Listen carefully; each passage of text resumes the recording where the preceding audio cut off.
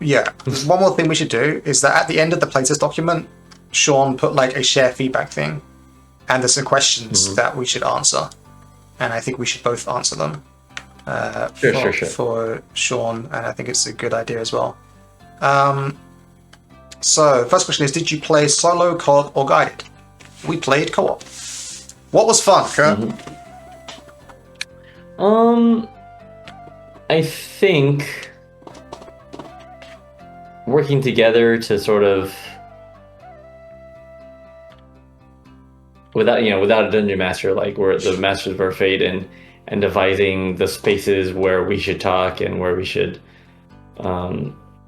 improvise conversations with each other or with the villagers and assign each other roles. I think that's pretty fun. So you're saying having a shared narrative that we're creating together rather than one person being in charge was fun, right? Yeah, exactly. We're not being railroaded. Like it's very collaborative, right? Yeah. We're both invested in making the thing work. Yeah. And then for me, what was fun? I mean, that was fun. Another thing that I just had it and now it's gone. Oh yeah, I obviously I like the final encounter.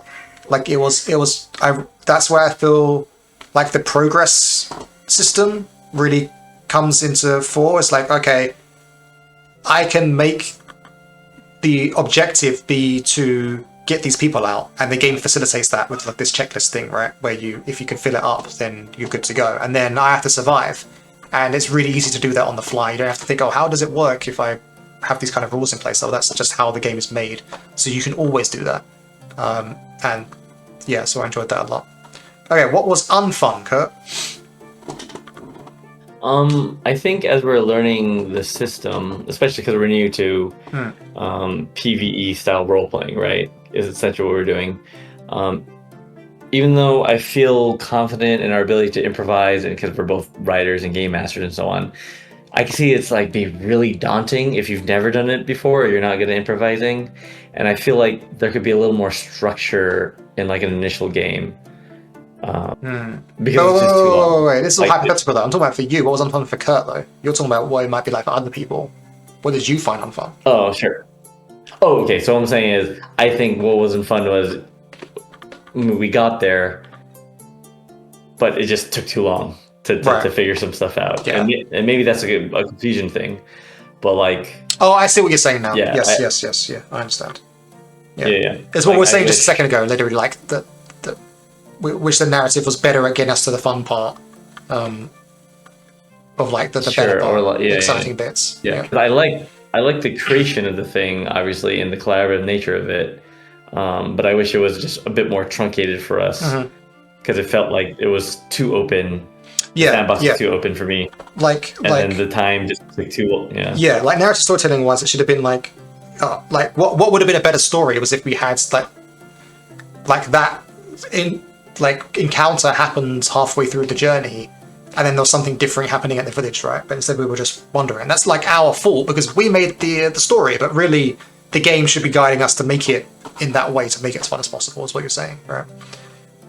Yeah, I think so. Like it was mostly a length thing, because something can be like fun. Any D&D session can be fun, but or a movie can be good, but if the movie is like 8 hours instead of like 2 hours, then you're just like, well, there's a good movie there. Yeah. it just didn't get there soon enough. So, I think for that, really it was our inexperience and our length, but maybe there could be more scaffolding, is what I would call it. Yeah, narrative scaffolding. Yeah, exactly. Yeah. Like a scenario that makes sense for the system. That if we're very new to it, that could help teach us the rules a bit more clearly, so that we're not spending as much time trying to figure out if we're doing it right or not. Yeah. Okay, what's unfun to me? I really felt unfun with not being able to influence our checks. Like I would say this for like last session as well. Like I really wished like it was easier for me to do something to help myself or do something to help you. And I understand that the game it's simplified in that everything is just one action. But then because everything is just that one action, you can't do anything else other than that one action. So how do you help yourself, well, you Sure. take that action. It's like, well, I don't want to take that action. I want to do something to help me take the action. But the answer to that is always just take another action. But Yeah. the odds of the actions Right. are pretty much all the same. So it doesn't matter which action you take to help the action. It's just an action. That's what it felt like to me anyway. You got what you say? Yeah. But there's also this issue with us kind of doing the what do you call it? In terms of the system, right? Like how sometimes we're like, yo, we shouldn't do that action because it doesn't benefit us. Yeah, Or we're both it was scary. Yeah. experiencing the narrative and forging the narrative. And sometimes it felt a bit like that where you might want to do something narratively, but it didn't make sense mechanically. I think there was that one thing where you mentioned where you're like, don't do that because I'll just like draw it out. And so we make a metagame call to not take an action, even if it might make sense narratively, right? Yeah. And I guess well, funny enough, it might make sense narratively, but it wouldn't make sense meta-narratively. That's what we're saying. Yeah. There's actually two levels there, right? It makes sense in the world. Yeah, it makes sense inside the world, but it wouldn't make sense for our narrative, right? That's what you're saying. Sure. Because we're trying to come to a conclusion. Yeah. Exactly. Yeah. So I think that could be a bit unfun in a way, right? Where you're just then it feels like you're sort of like angle shooting or like, okay, well, we just gotta do it this way. And then it doesn't feel as immersive. Yeah. Okay, what confused you? We can probably keep this one brief. There's quite a few things. That was just because we're new players, yeah, right? I mean, obviously there's gonna be a lot of things because we're new. What specific mechanic? The momentum really confused you. Momentum rule, yeah. I told you that 3 times and you were still confused. Yeah. So for whatever reason, I thought it was just replacing the die roll and then we add the thing to it. And I think there's an obvious reason for that. It's because it has a plus. Like, where is it? Like it says plus 10, plus 9, plus 5. So it's like it should be adding to something. But it's not adding to anything. It's just stating. It should just say 3, 4, 5, 6, 7, 8, 9, 10, right? It's just a number.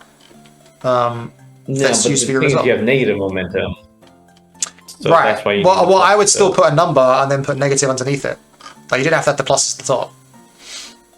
Yeah. Or, I mean, the way I was interpreting it, do you think that was unintuitive? Like, do you think it's more intuitive to make it just replace the die roll and then you get your ability? No. As a player, you obviously want it to be additional, right? Because you want something to be stronger and more impactful for you. So you want it to add to your result. That's just what you would want as an instinct as a player, because that benefits you the most and it feels the most exciting. And then Shawn is somewhat fighting against that by making that not the case. But this is how it works in the Ironsworn one as well. And I understand why it's like that for mathematical reasons. But yeah. I see. So you're saying it's technically more intuitive if I roll a 1 and my edge is 1 and that's what I'm testing and it's 2, but I have momentum of plus 6, then I have an 8? Is that what you're saying? Well, I think that's what you were saying. Right? I think the way I interpreted it was like, okay, let's say on Tacit, let's say you're doing wits, right? And you roll and your die rolls a 1. Yeah.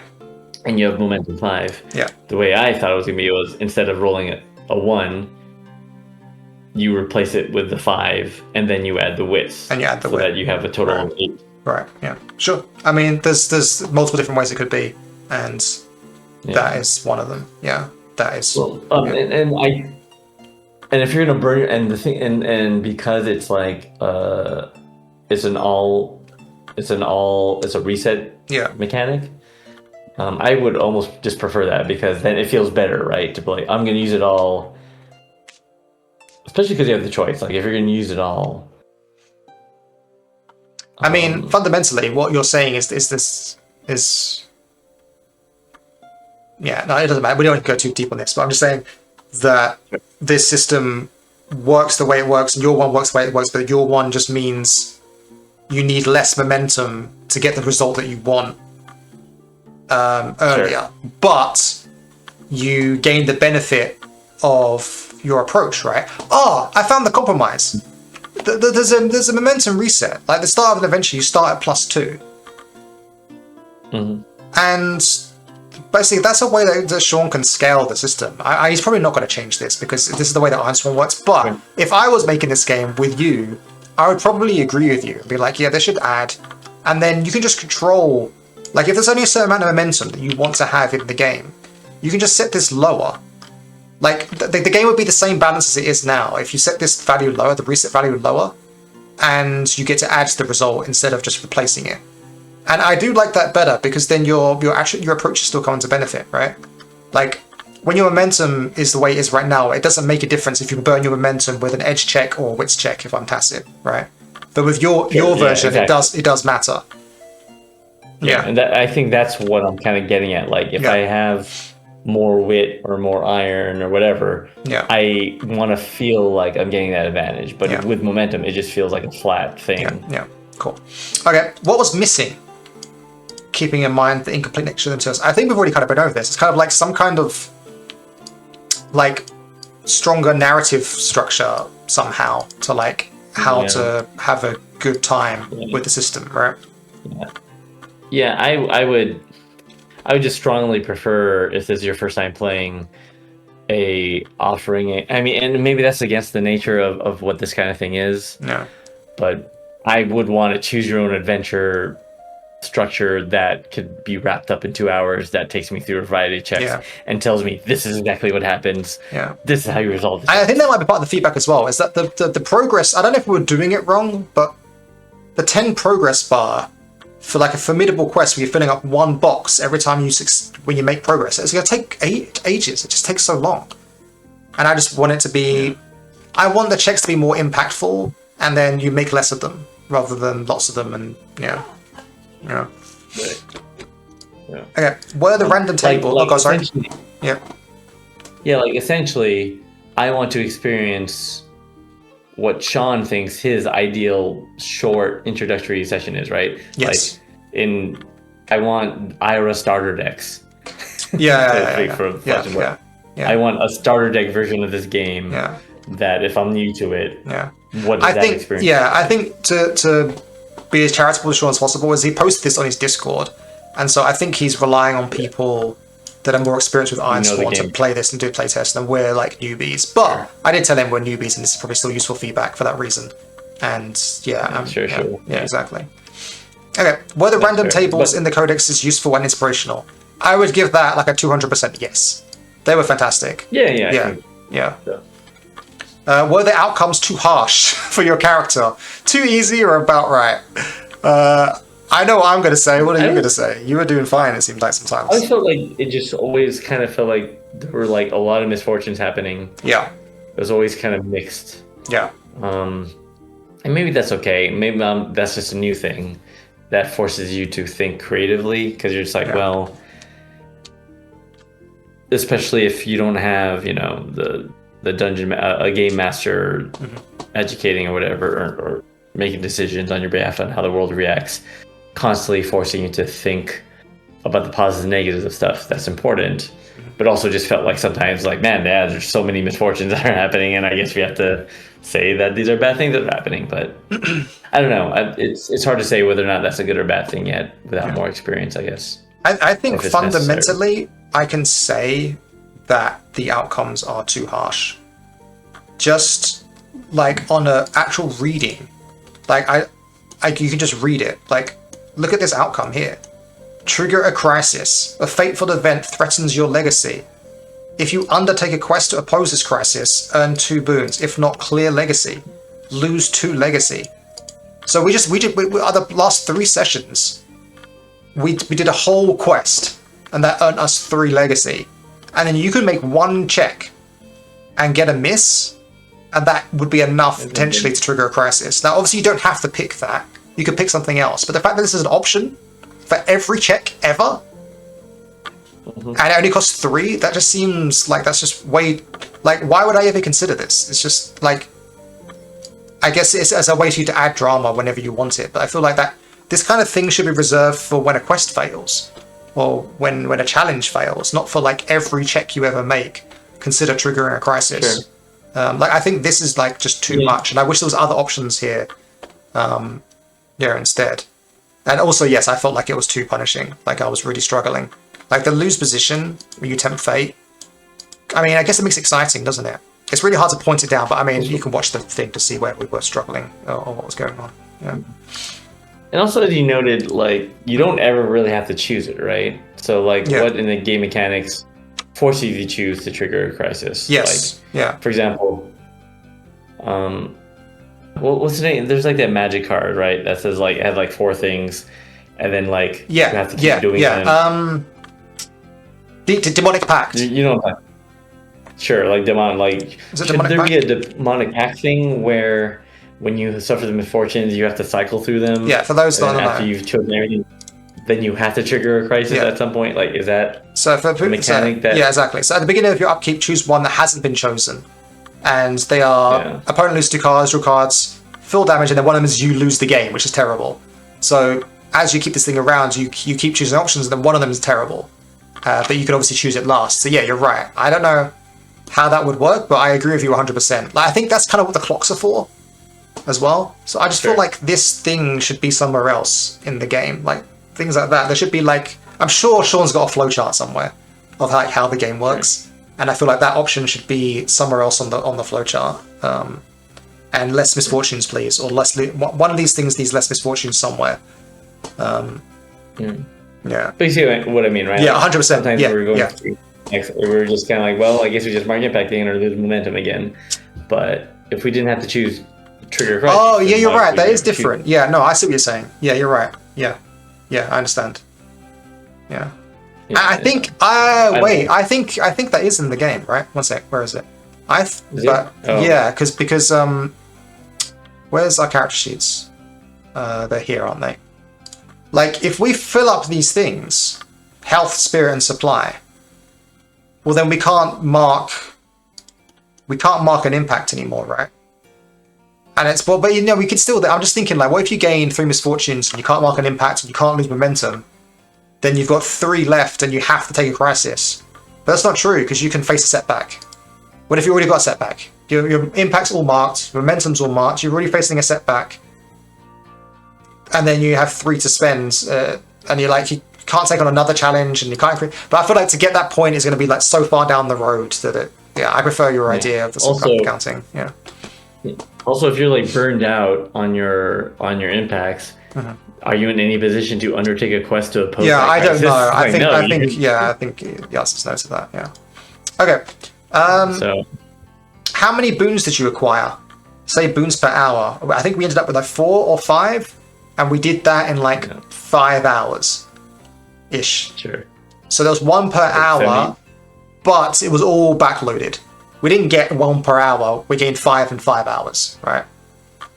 Yeah. Yeah. How many impacts did you mark? And did you mark severe or greater impacts? We can check that. I marked a whole bunch. I marked 1, 2, 3, 4, 5, 6, 7, 8, 9, 10, 11, 12, I think. And you, less but similar, and we did get a severe impact. You got unprepared, I got wounded and shaken a whole bunch, so yes. What is next? Did you mend impacts? How? Great question. I think we did once using like a rest, and we like used the take action to mend an impact, so that's part of it. But otherwise, no. Did you burn momentum? Yes, once each. Yeah. Towards the end. Yeah, and it felt. Yeah, and it largely did feel good. So it's like. Well, but it also was like, oh, finally we get to use it. Sure, because every time you're just kind of like, oh, we can't do it now because we would fail anyway. Yeah, so yeah. But when we did it, it made all the difference. So I see pros and cons. Yeah. And did you choose to pass time? I wanted to a few times, but it felt like the way the rules are written, that it wouldn't have been appropriate for this small quest. Right. Cool, so that's it. We did it. I might make this section like a separate video, so that it could be just like our thoughts on the playtest, and then Shawn can see that separately as well. But that's it for now. Next week, I am away. I'm on holiday with some family. I am back on Friday, so I guess technically we could stream on Friday. Split by a little bit. Next week is Obon, so it's also a holiday. So right. So next week, depends we're on when holiday we next have- week. So we'll skip a week again. Yeah. Yeah. And then let's do a different activity or game. I mean, Yeah. we finished our playtest. Yay, we did a full playtest. That's Yeah. fun. But we'll figure out what we'll do when we stream next time. Yeah. We'll either play another game or we'll be making a game, I think. Or talking about games at least. All right. Somewhere well, another this is my bedtime. So yeah. Thank you, Kurt, for making it to the end with me. We did it. Thank you. Shout out to Delphia, and I hope everything's okay with your dog. Mm-hmm. And yeah, we'll see you next time. Yeah, man. Have a good weekend. All right, later, bud.